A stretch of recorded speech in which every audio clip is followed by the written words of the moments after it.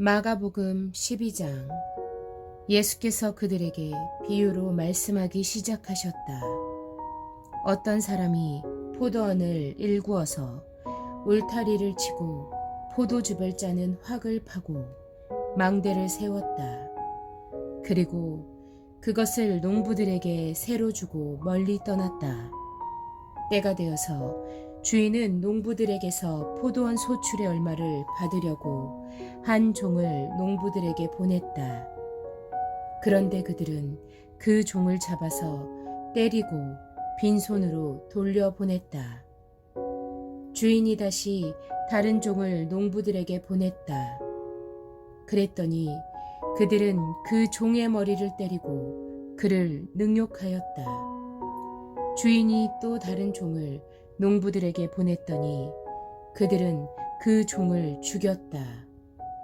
그래서 또 다른 종을 많이 보냈는데 덜어는 때리고 덜어는 죽였다. 이제 그 주인에게는 단 한 사람, 곧 사랑하는 아들이 남아 있었다. 마지막으로 그 아들을 그들에게 보내며 말하기를 그들이 내 아들이야 존중하겠지 하였다. 그러나 그 농부들은 서로 말하였다. 이 사람은 상속자다. 그를 죽여버리자. 그러면 유산은 우리의 차지가 될 것이다. 그러면서 그들은 그를 잡아서 죽이고 포도원 바깥에다가 내던졌다. 그러니 포도원 주인이 어떻게 하겠느냐? 그는 와서 농부들을 죽이고 포도원을 다른 사람들에게 줄 것이다. 너희는 성경에서 이런 말씀도 읽어보지 못하였느냐? 집을 짓는 사람이 버린 돌이 집 모퉁이의 머릿돌이 되었다. 이것은 주님께서 하신 일이요 우리 눈에는 놀랍게 보인다. 그들은 이 비유가 자기들을 겨냥하여 하신 말씀인 줄 알아차리고 예수를 잡으려고 하였다. 그러나 그들은 무리를 두려워하여 예수를 그대로 두고 떠나갔다. 그들은 말로 예수를 책잡으려고 바리새파 사람들과 헤롯 당원 가운데서 몇 사람을 예수께로 보냈다. 그들이 와서 예수께 말하였다. 선생님, 우리는 선생님이 진실한 분이시고 아무에게도 매이지 않는 분이심을 압니다. 선생님은 사람의 겉모습으로 판단하지 않으시고 하나님의 길을 참되게 가르치십니다. 그런데 황제에게 세금을 바치는 것이 옳습니까? 옳지 않습니까? 바쳐야 합니까? 바치지 말아야 합니까? 예수께서 그들의 속임수를 아시고 그들에게 말씀하셨다. 어찌하여 나를 시험하느냐? 데나리온 한 잎을 가져다가 나에게 보여보아라. 그들이 그것을 가져오니 예수께서 그들에게 물으셨다. 이 초상은 누구의 것이며 적힌 글자는 누구의 것이냐? 그들이 대답하였다. 황제의 것입니다. 예수께서 그들에게 말씀하셨다. 황제의 것은 황제에게 돌려주고 하나님의 것은 하나님께 돌려드려라. 그들은 예수께 경탄하였다. 부활이 없다고 주장하는 사두개파 사람들이 예수께 와서 물었다. 선생님, 모세가 우리에게 써주기를 어떤 사람의 형이 자식이 없이 아내만 남겨두고 죽으면 그 동생이 그 형수를 맞아들여서 그의 형에게 대를 이을 자식을 낳아 주어야 한다 하였습니다. 형제가 7 있었습니다.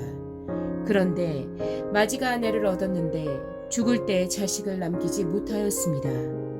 그리하면 둘째가 그 형수를 맞아들였는데 그도 또한 자식을 남기지 못하고 죽고 셋째도 그러하였습니다. 7이 모두 자식을 두지 못하였습니다. 맨 마지막으로 그 여자도 죽었습니다.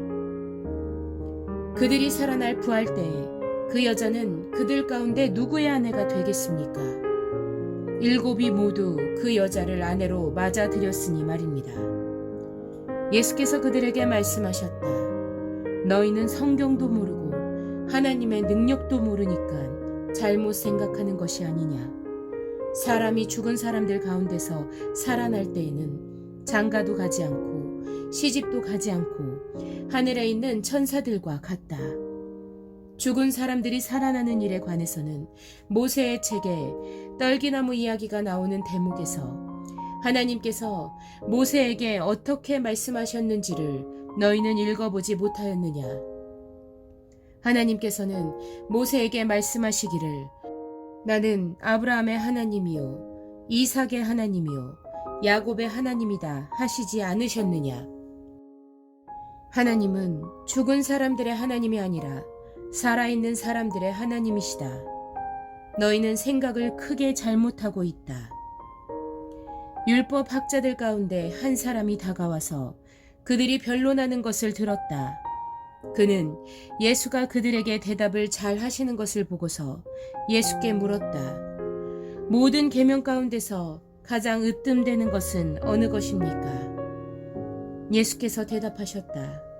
첫째는 이것이다. 이스라엘아 들어라. 우리 하나님이신 주님은 오직 한 분이신 주님이시다. 내 마음을 다하고 내 목숨을 다하고 내 뜻을 다하고 내 힘을 다하여 너의 하나님이신 주님을 사랑하여라. 둘째는 이것이다. 내 이웃을 내 몸같이 사랑하여라. 이 계명보다 더 큰 계명은 없다. 그러자 율법학자가 예수께 말하였다. 선생님, 옳은 말씀입니다. 하나님은 한 분이시요 그 밖에 다른 이는 없다고 하신 그 말씀은 옳습니다. 또 마음을 다하고 지혜를 다하고 힘을 다하여 하나님을 사랑하는 것과 이웃을 자기 몸같이 사랑하는 것이 모든 번제와 희생제보다 더 낫습니다. 예수께서는 그가 슬기롭게 대답하는 것을 보시고 그에게 말씀하셨다. 너는 하나님의 나라에서 멀리 있지 않다. 그 뒤에는 감히 예수께 더 묻는 사람이 없었다. 예수께서 성전에서 가르치실 때 이렇게 말씀하셨다. 어찌하여 율법 학자들은 그리스도가 다윗의 자손이라고 하느냐. 다윗이 성령의 감동을 받아서 친히 이렇게 말하였다. 주님께서 내 주께 말씀하셨다. 내가 내 원수를 내 발 아래에 굴복시킬 때까지 너는 내 오른쪽에 앉아 있어라. 다윗 스스로가 그를 주라고 불렀는데 어떻게 그가 다윗의 자손이 되겠느냐. 많은 무리가 예수의 말씀을 기쁘게 들었다. 예수께서 가르치시면서 이렇게 말씀하셨다. 율법 학자들을 조심하여라. 그들은 예복을 입고 다니기를 좋아하고 장터에서 인사받기를 좋아하고 회당에서는 높은 자리에 앉기를 좋아하고 잔치에서는 윗자리에 앉기를 좋아한다. 그들은 과부들의 가산을 삼키고 남에게 보이려고 길게 기도한다. 이런 사람들이야말로 더 엄한 심판을 받을 것이다. 예수께서 헌금함 맞은쪽에 앉아서 무리가 어떻게 헌금함에 돈을 넣는가를 보고 계셨다. 많이 넣는 부자가 여럿 있었다. 그런데 가난한 과부 한 사람은 와서 렙돈 2닙 곧 한 고드란트를 넣었다. 예수께서 제자들을 곁에 불러놓고서 그들에게 말씀하셨다. 내가 진정으로 너희에게 말한다. 헌금함에 돈을 넣은 사람들 가운데 이 가난한 과부가 어느 누구보다도 더 많이 넣었다. 모두 다 넉넉한 데서 얼마씩을 떼어 넣었지만 이 과부는 가난한 가운데서 가진 것 모두 곧 자기 생활비 전부를 털어 넣었다.